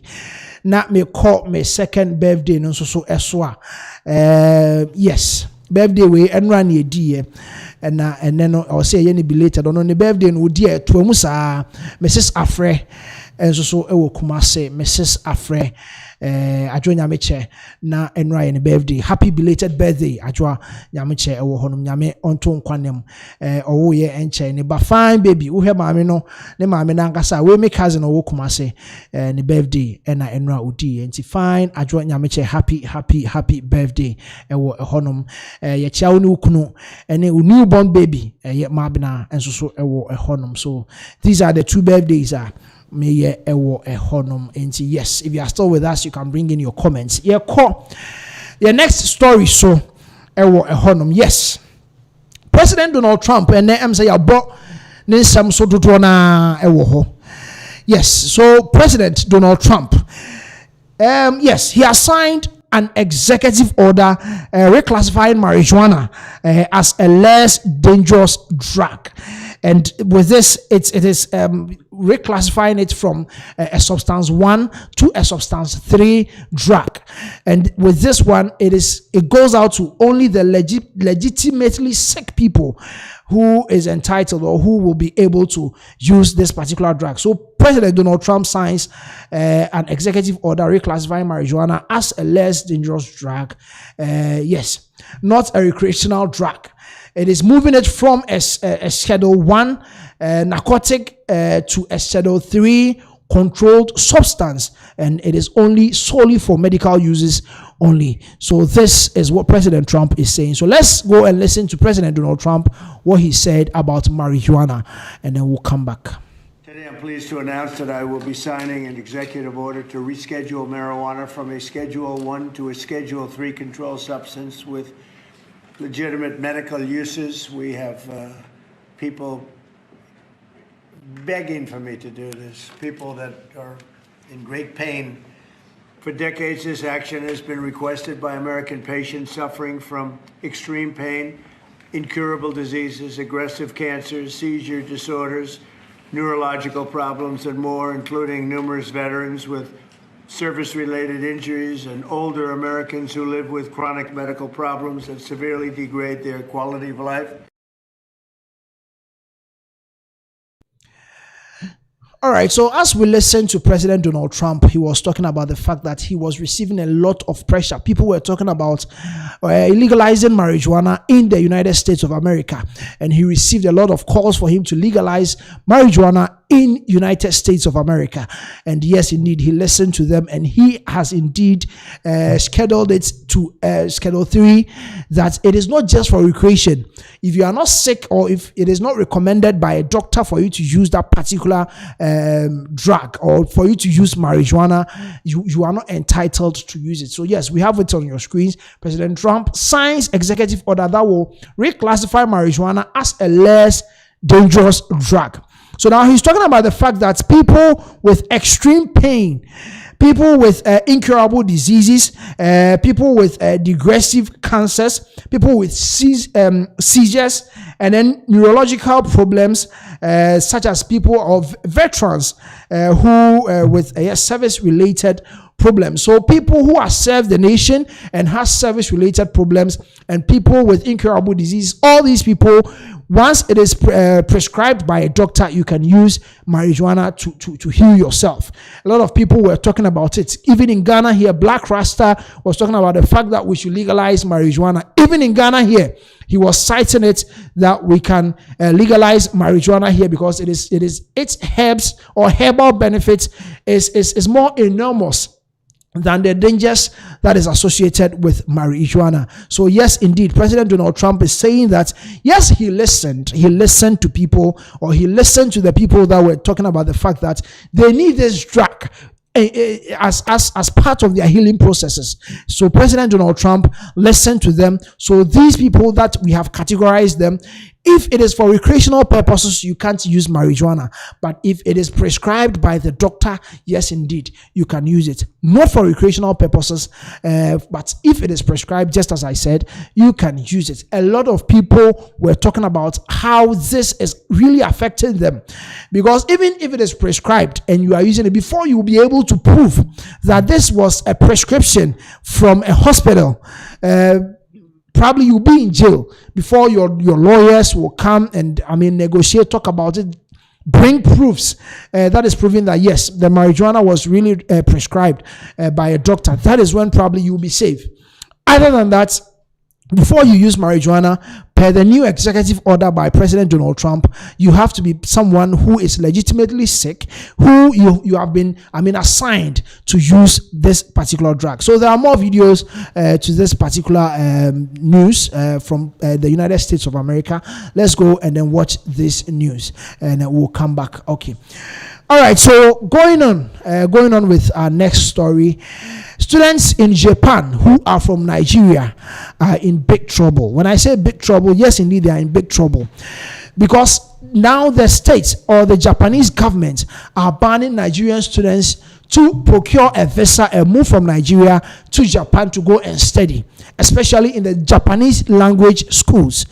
Because of one or two reasons, there has been some kind of, if I should say, some fraud issues and all that.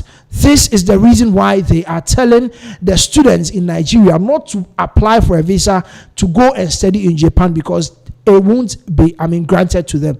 So we'll go and listen to this Nigerian student living in Japan, or this Nigerian student, and listen to her, what she's saying about this kind of restrictions that has been put on Nigeria, Nigerian students who wants to relocate to Japan and study in Japan. So we'll listen to her, and then we'll come back and give you more updates on this particular restrictions that has been put on Nigeria.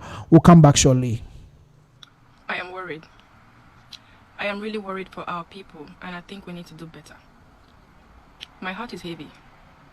As you know, I started making inquiries about Japanese language schools for people who are interested in coming to Japan to study the Japanese language. Before now, Japanese language schools used to be one of the easiest ways to relocate or migrate to Japan. You were not required to pay your tuition or hostel fee before coming to Japan. All you needed was the admission, the application fee, enrollment fee, and once your COE is out, you go get your visa, and then when you come to Japan, as you start studying, you can pay your tuition and accommodation fee. But now everything has changed.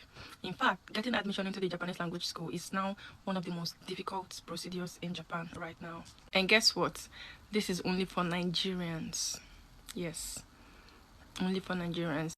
This week, I reached out to 10 Japanese language schools, asking them about admission procedures for international students, overseas students, people who are planning to come in from outside of Japan. And 8 out of 10 of those Japanese language schools told me that they do not admit Nigerian students. I was shocked. I started doing my research. I started asking questions. I asked some of the language schools. Some of them were hesitant to talk. And then I think one of them told me that Nigerian students have abused the privilege. Nigerian students will come in from Nigeria. As soon as they land Japan, they would abscond. They will not attend language class. They will not pay their tuition. They will not pay for the accommodation. Everything that had been preserved and prepared for them before coming, they would, even from the airports, many of them would abscond. They won't even go to the language school where they got admission. Initially, they changed their rules and their requirements and asked that you must pay tuition before coming into Japan. You must pay your tuition fee, your accommodation fee before you get visa to come. Even at that, when they pay, is it that many of them are not attending classes? Is it that they don't, they just attend for a few months and they abscond? It's just horrible, to the point that they had to ban Nigerian students from getting admission into language schools in Japan. And before you start saying, oh, is it not their money, so long as they paid, it doesn't work like that. Japan is a very strict country. The Ministry of Education is actually supervising those language schools who have the privilege to admit students from abroad. There are only very few language schools that have that opportunity, that privilege of bringing in students from abroad. And the Ministry of Education is highly interested in those schools and supervises their activities, monitors and supervises very strictly. If you do not have up to 90% of attendance, like your students do not have up to 90% of attendance, they will withdraw your license. You won't be able to bring in foreign students anymore. And many of these schools, their major clients are usually international students from China, Vietnam, the surrounding African country, surrounding Asian countries, and a few other African countries. So you see, withdrawing license from them is such a big deal, because many people who are already in Japan already understand Japanese language to some extent. So they make their money mostly from international students. Now imagine you coming to spoil their business for them. So they had to reach an agreement with the Ministry of Education by telling them that they are no longer going to accept Nigerian students. How shameful. I am really, really embarrassed and sad about this development. Why can't we do better? Why? Is everything about money? It's everything about money. You come in through a door, and then you shut that door against your brothers and sisters. You shut that door for the remaining people who should use this same opportunity that you use because of your selfishness. It's very bad. We need to start doing better as Nigerians, as Africans, to start, projecting a very good image and integrity. Because I'm sick and tired. We are the first to complain, oh, they hate us, they do this, they're discriminating against us. But check yourself. What has led to their decision or their stereotype against you? We really, really need to do better. Please and please, for those of you contacting me for language school and admission into Japan, if you know that you're not ready to study, you don't want to come, at least that 1 year, sacrifice it and learn the language, go to the school that you actually came in for. Then after that, you can do whatever you like. You can continue to live in Japan after studying for as long as you can. Why do you want to spoil the chances of other people? And then you don't know that learning the language gives you an edge. If you know the Japanese language, you have more opportunities than people who are even PhD holders in this country that do not understand or read and write the Japanese language. You have opportunities and access to so many companies who are looking for people who are proficient in Japanese, because this is a Japanese country. They don't care about your degree and all of that if you cannot speak their language, because you'll be useless to them. So you don't know that learning that language actually gives you an opportunity. That money that you are looking for, that you think you can get on the streets, you will actually get double and triple of it if you actually go through that language school that you actually came for. So please, this is a plea to all of us Africans, my brothers and sisters, wherever you are. If you're planning to come into Japan through language school, please and please endeavor, try your best to see that you attend, not only attend, you have a very good record of attendance. Meet the 90% attendance, be there, learn and graduate like others, so that we do not close the opportunities for others who are, it might be your brothers or your sisters tomorrow trying to come in, or even your children, and you have shut the door against them because of your selfishness. Please, let's do better. Thank you.